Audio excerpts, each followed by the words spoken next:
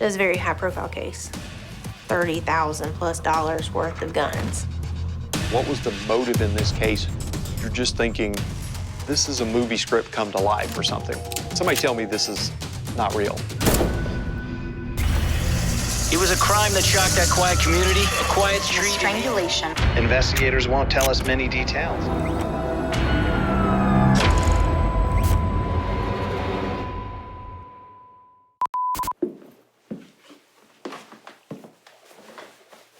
All right, thank you, bye-bye. How would you describe Fort Stewart? Can you tell me a little bit about Fort Stewart? Fort Stewart is the largest military installation on the eastern part of the U.S. There's an urban part of the installation where everybody lives. Out beyond that is a training area. Target ranges, tank courses, some pretty remote areas.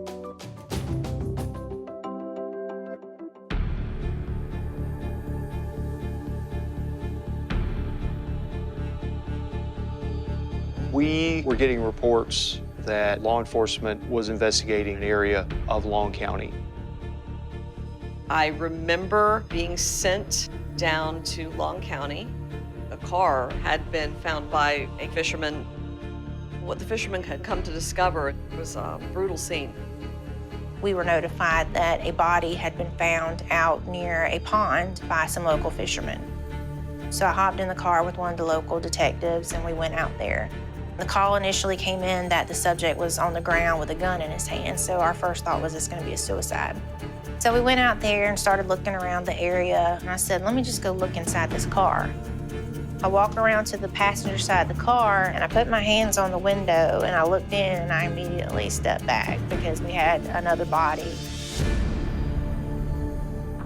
I was in the passenger side of the car with a gunshot wound in the middle of her eyes. So I stepped back, realized we didn't have a suicide. I looked at the body on the ground. It was not a gun in the hands, it was a walkie-talkie. So I called the office and said, we've got a double homicide. The victims ended up being Michael Rourke and Tiffany York. Michael Rourke was linked back to Fort Stewart.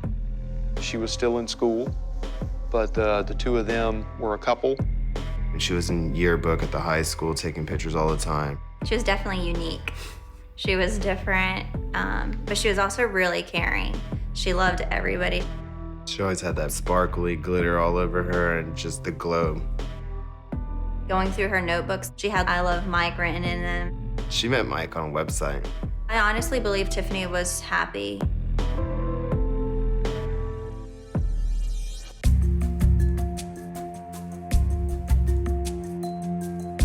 Michael and Tiffany, they had all these plans. He was planning on getting out of the Army, and they were gonna start their lives together.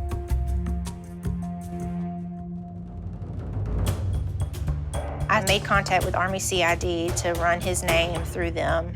They immediately gave me a list of some of his associates. We did the interviews of his friends at the time. Those interviews led to some interesting information that we followed up on. As the story unfolds, it was something that shocked everyone. They had the idea of overthrowing the government.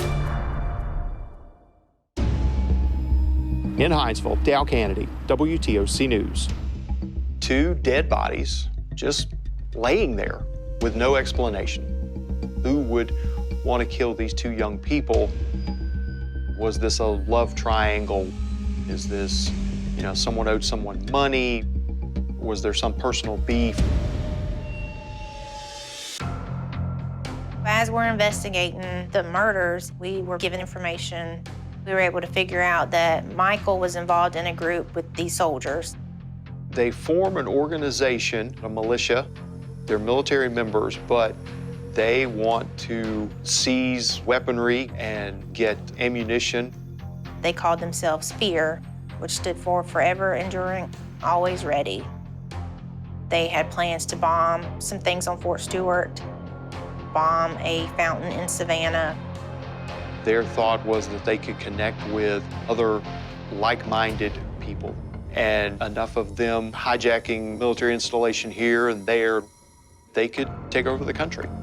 They had the idea of overthrowing the government.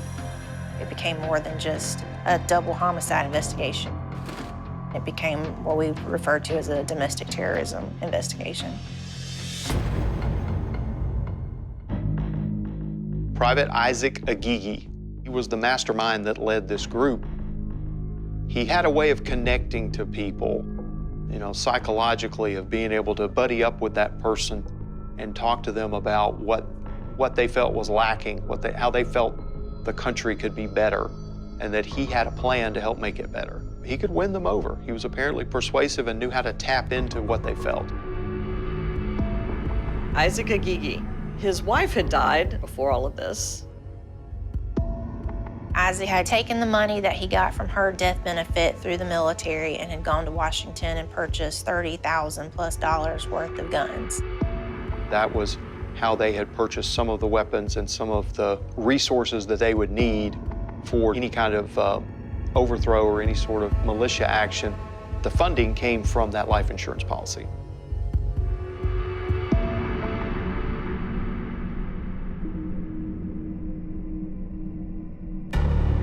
Michael Rourke had learned enough about the group that he had been included in some of their information and that he had become disillusioned with what they were going to do.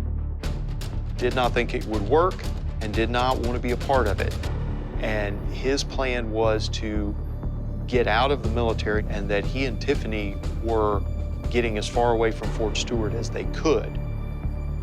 The group had other plans for him. They didn't want him leaving with the knowledge that he had of all their plans and intentions.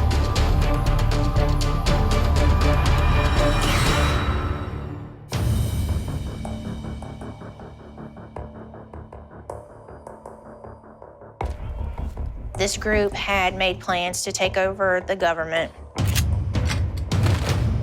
Well, Agigi had gotten everyone involved in this. He was the ringleader, started making these grandiose plans. The plan to take over the government was to do so with violence. Michael Rourke did not want to be a part of it.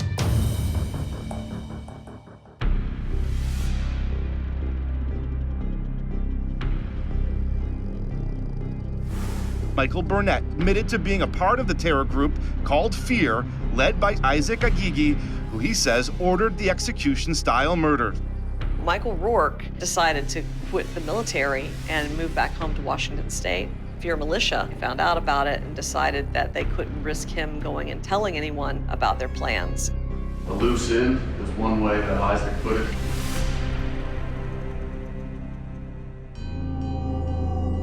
They all went out to this remote area.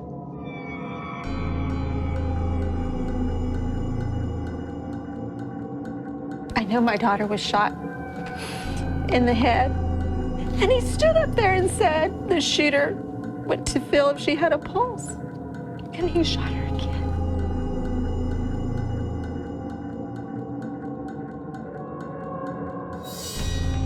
Had my son on his knees begging for his life. And none of it had to happen. After they shot the two, they went back to the home of one of the soldiers. They built a bonfire and stripped off the clothes that they had been wearing. They burned it on a bonfire, and they had a party like nothing had happened. Like they hadn't just murdered two people in cold blood.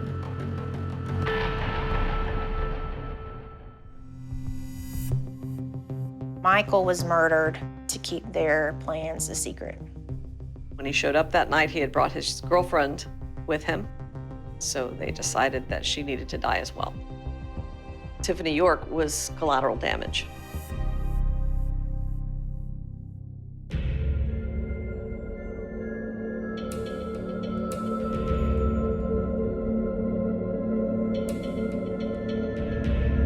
Private Isaac Agigi admitted in court that the plan to murder Michael Rourke and his girlfriend Tiffany York was because the two posed a threat to the organization's domestic terrorism plots. Our office conversation for simple punishment, something along the lines of maybe a group being maybe just taken out into the woods and, as you said previously, left up a little bit.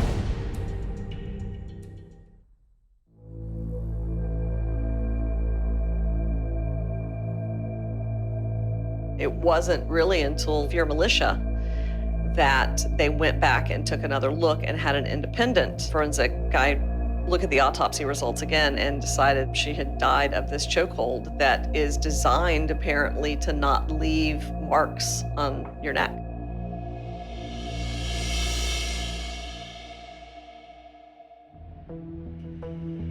The biggest takeaway is you never underestimate anyone. I grew up in the military community. My family wasn't necessarily military, but that's where I was from. So you don't look at people like this as being capable or even wanting to go out and kill and, bomb places. These people were forming a group within the United States Army with plans to do what they were basically sworn to protect against. I can't believe it. Cold-blooded killers. They took my daughter. You know, there's bad people outside our country that would want to hurt us, but not people here that are supposed to be protecting our country.